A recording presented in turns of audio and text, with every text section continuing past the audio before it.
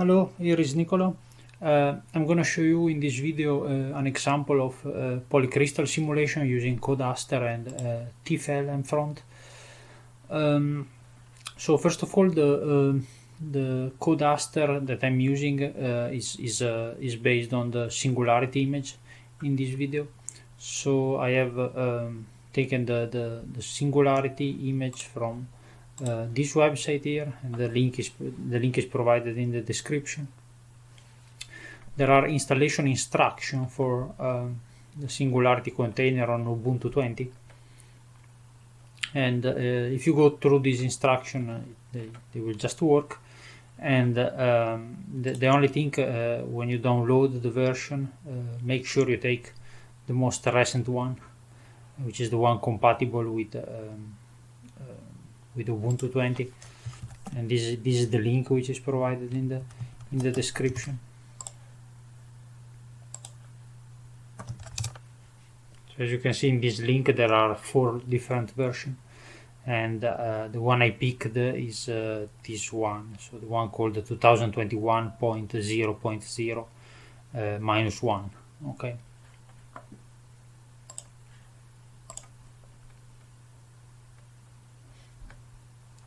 The Polycrystal input file was created by starting from the one I showed in the previous video, which is given in this link. So in the previous video I show how to link TFL and Mfront to Code Aster for crystal plasticity modeling, and in this video I've generated an input file which was suitable for single element, single crystal simulation.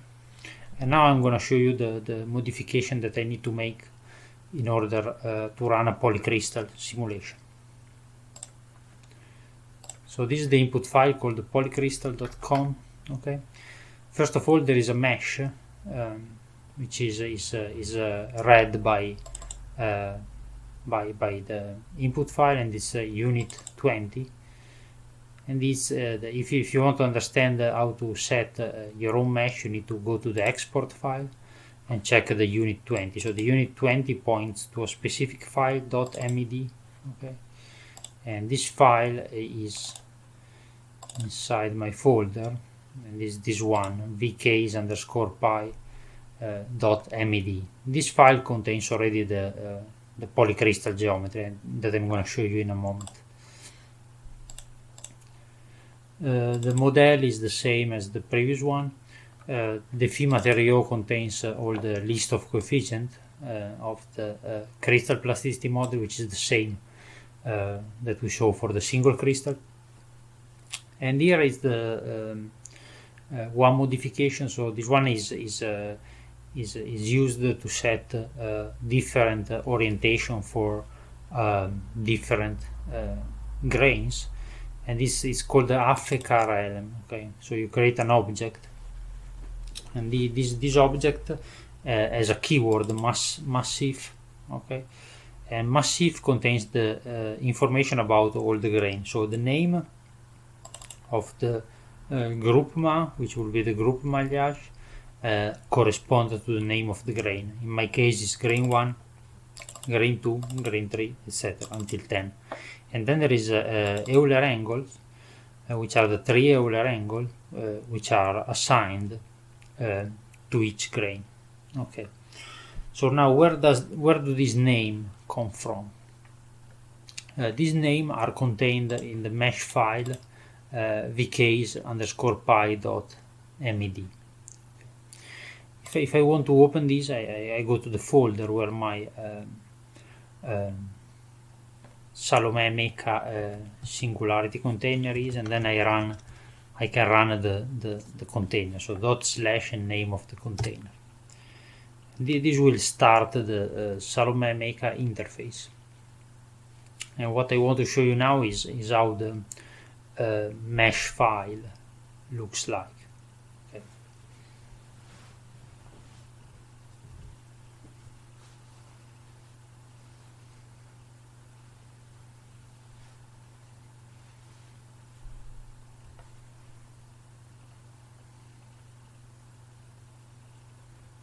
So you need to go to the mesh module.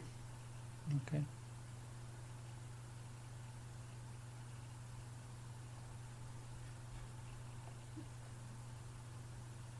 Then you need to import MED file, and I go to the folder.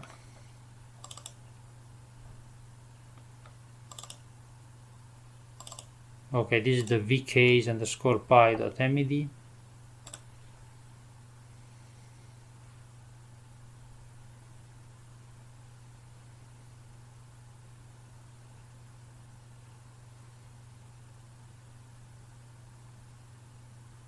And now, yeah, it's open. You need to click on the little eye here in order to see the actual mesh. There are some rendering problem right now.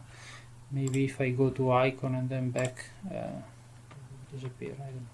It's giving some rendering problem, but you can see the geometry. Yeah, it is a cube. Okay.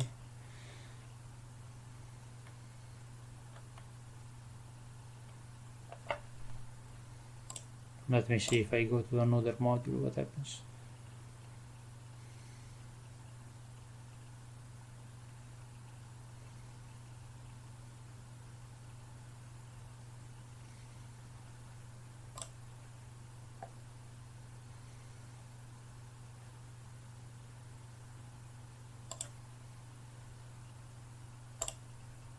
Okay, now the rendering is better, so now I can see my mesh. So this one is a cube, and you can go here on the left panel. There are group of node, group of volume, and you see group maillage in the input file correspond to group of volumes. Okay, you see grain 1. This one are the grains, right? And if you click on the grains, you can if you click on the little eyes, you will see that the grain appear. Okay. Now there is some rendering problem here, but yeah, now you can see that if I click on this, you can see the grain is highlighted. Okay, and if I click on this one, another grain is highlighted.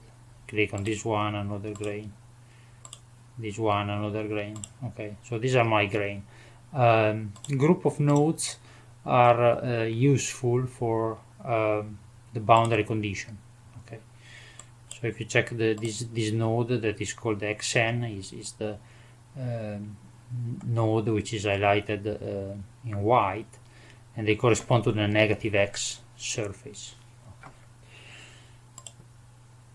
Then if I look at xp, okay, they correspond to the positive x surface. Okay. So this is the mesh file. Okay, now I'm going to close it.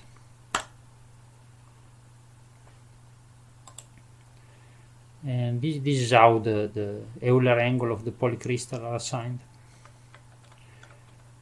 Then there is a Fermat-Thériault. This is the same as for the single crystal. I define a Lister L, okay, with the time step from 0 to 10 in 500 time step.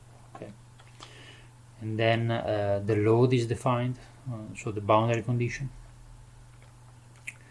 And in the stat all-in there is the link to the library, which was compiled using Mfront, and you need to watch the previous video if you want to understand this. And then the name of the material model. Okay. Then I set the increment, so I take this Lister L as increment, which is this one, and I set the archivage, so I wanted to save only one step every 20. Okay. Now this one is fine. Calc shampoo will output the stress, and it will also output the state variable of the crystal plasticity model. Okay. The export file is the same as before. You need to set properly the time limit and the temp max, otherwise there is not enough time to solve for the polycrystal. And yeah, all that said, I think this is basically ready to run. So I open the salome make a shell. So if I go in the folder where my singularity image is, I can run this one with shell. Okay, I'm gonna give some warning, but it's not a big deal. Then you go in your directory where the input file is. Okay, you can see you must have a directory with the input file, so polycrystal.com, the mesh vcase underscore py.med, and then the export file. You do as run export. If you execute this one, it runs the simulation. Because I've already run the simulation, so I'm not gonna do it again because it's quite long. But this one is the command that you just need to run the simulation. Okay. Now what I'm gonna do is looking at the result that I already have. So I open again the Salome Maker interface.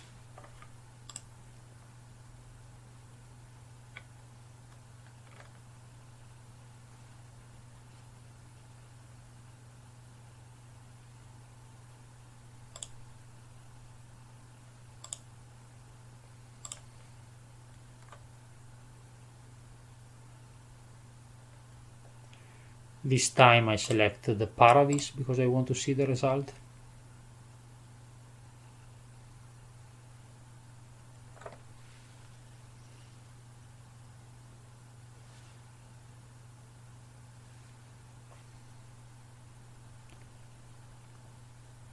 And then you need to go to this built-in, right click and open. Okay, and you go opening your output file.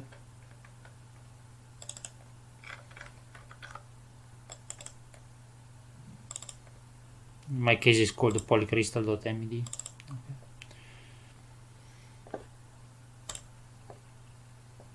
Here you can see your volume. Okay, you can see I have loaded it along Z, so you can see the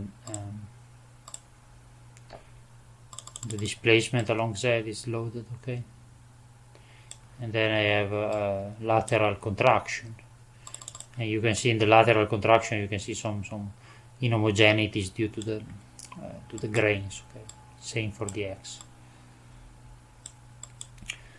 Now if you want to see the stress, well, first you can look at the grains. So I think it's yeah, family ID cell.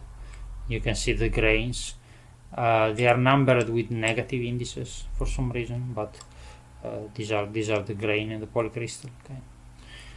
And if you want to look at the stress, you need to go to the filter and do the Elga field to surface. I'm looking at the cell averaged this time. Okay, and then you do look at the average, and then for instance I want to see the stress along the load direction, so the ZZ component. Can change a bit the interval for better visualization. Yeah. This one is the stress. It's a bit of a coarse mesh, but you can see the stress. If you want to plot the stress strain curve, you need to average the stress over the load surface. To do this, you set the view along the minus Z. Yeah, this one is the load surface. Yeah, you select the cells. Okay, in this case you see you have selected the cells in this on this surface, and you can do the filter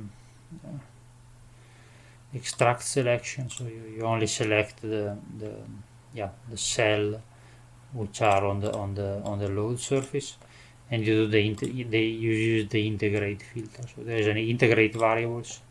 Yeah. This one you better take the divide cell data by volume. It means in this case it's gonna average the stress over all the elements, because it integrates the stress over this volume, but then it averages by the volume. Okay, so you get the average stress. Okay, apply. You get a table. Okay, so this one is the table, and you can change the time step. Yeah, and you see the average value of the variable at different time step. Okay, and what you do is click in you select this, and then you plot selection over time is going to show you the plot over time of all the averaged variable. Okay. To apply.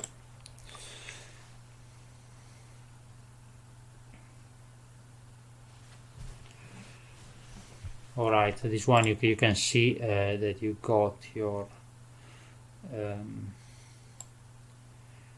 curve, so it's useful if you go and you just select the interesting one. So the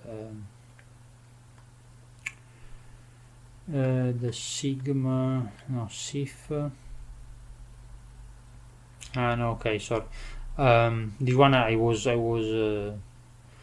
plotting the nodal variable, but you need to be careful. So this one there are point data and cell data.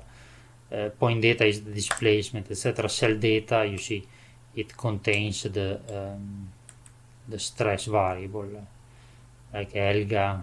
This one. Okay. These are the cell data. So you click plot selection over time, apply. Now you got the average of the cell variable, which include the stress. Okay.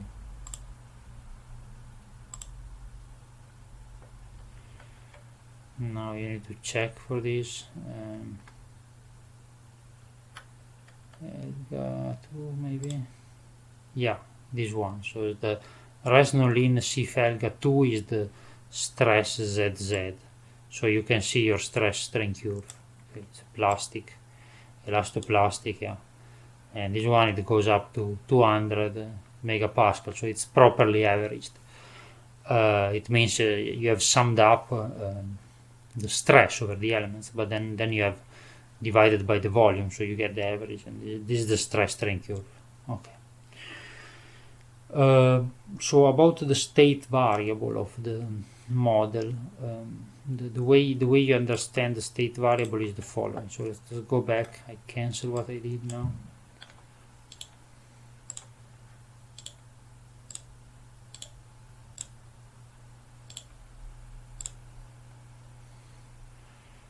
So here you can look at the one called Resnolin vari Elga. These one are the variable, the state variable, and there are so many. They are, you see, there are about 51 of them. Now, what's the meaning? So this one was discussed in the forum. So there was a question about the interpretation of the state variable. Okay, it was discussed, and so the instructions are here, but there is a link in the description. But I'm gonna show you how to find them. So Mfront has a executable called Mfront query. So this is the syntax. So Mfront query -- persistent variable, and then the name of the Mfront material model. Okay. So let's open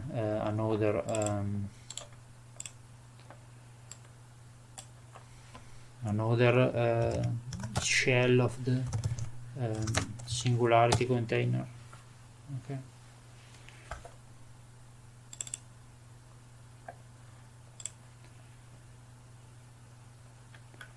Then I go to the folder where I have my Mfront code. So this one is the Mfront code, Merikayatod, fine strain, single crystal viscoplasticity.mfront. And what I do is executing Mfront query, okay, with this option.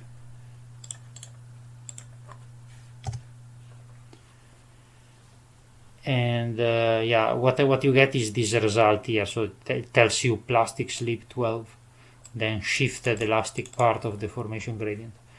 So it means the first 12 variable are the PlasticSlip, which is the, let's say, the cumulative PlasticSlip on one slip system. And the order of the slip system is described in the Mfront code. Okay.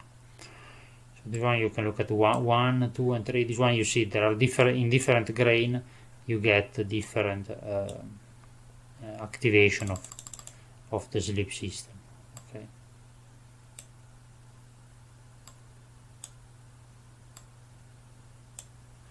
Yeah, and the value you see are comparable with the value of the strain that I apply. And this variable in total are 51, so there are some which are 0 all the time at the end, because if you count them they should be 12 plus 12 plus 12 plus 9, therefore it's gonna be 45, but what you see in the software actually is 51, but the very last one, it doesn't matter because they are 0. Okay. These one are not important. They are in the order from the number 1. Okay. This one is the way to visualize and understand the state variable. There are more detailed instruction in this post, because there are detailed instruction about how to find the order of the variable. So for instance, if you want to know in the elastic deformation gradient which component are first, you see in this description there is XX, YY, ZZ, etc. And there is a procedure with Python to do that. I'm not going to go through it now, but it's available in the discussion. So in conclusion, I think yeah, I've got everything said. Yeah, in conclusion, I think the point is that this one is the way you set up a polycrystal simulation, and the way you analyze it in terms of the state variable and the stress. Okay. So I hope you enjoyed this video, and see you next time.